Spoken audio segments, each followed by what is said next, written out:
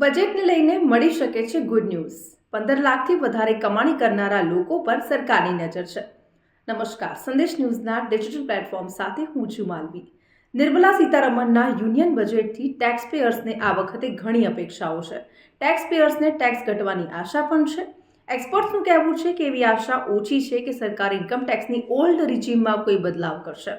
એક્સપર્ટ્સનું માનવું એ પણ છે કે નાણામંત્રી નિર્મલા સીતારમણ ઇન્કમ ટેક્સની નવી રિજીમ માટે કેટલીક મોટી જાહેરાત કરી શકે છે। નાણામંત્રીનો ફોકસ એવા ટેક્સ પેયર્સને રાહત આપવા ઉપર હોઈ શકે છે જેમની વાર્ષિક આવક 15 લાખ સુધીની અથવા તો 15 લાખ કરતાં ઓછી છે। ટેક્સ એક્સપર્ટનું કહેવું છે કે અત્યારે ઇન્કમ ટેક્સની નવી રિજીમમાં 12 થી 15 લાખ રૂપિયા સુધીની આવક પર 20% ટેક્સ લાગે છે।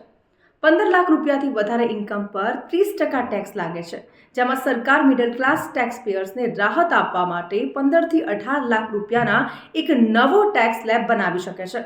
આની અંતર્ગત આવતા ટેક્સ પેયર્સ માટે ટેક્સનો રેટ 25% થઈ શકે છે અને આ સાથે જ સ્ટાન્ડર્ડ ડિડક્શન પણ વધીને 1 લાખ થઈ શકે છે।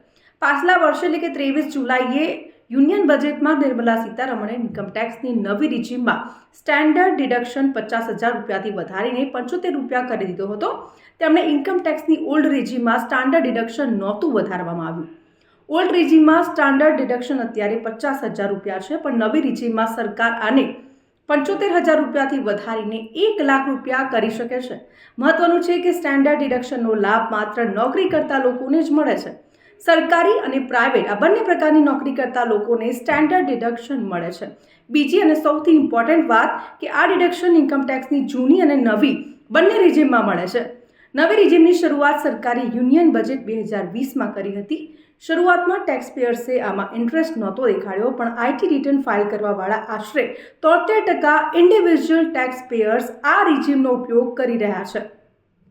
તો આવા જ ઇન્ફોર્મેટિવ વિડીયોઝ જોવા માટે સંદેશ ન્યૂઝના ડિજિટલ પ્લેટફોર્મ સાથે જોડાયેલા રહેજો। અને જો આ વિડીયો તમને ઇન્ફોર્મેટિવ લાગ્યો હોય તો એને લાઇક અને શેર ચોક્કસથી કરજો।